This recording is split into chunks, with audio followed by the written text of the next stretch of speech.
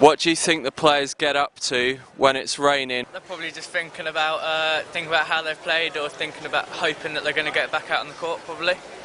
Might drink Some of a little them might bit. have music blaring out. Yeah, playing the music. Probably won't eat because they don't know when they're going to be going back out. They might play table tennis with their opposition or just watch the centre court game.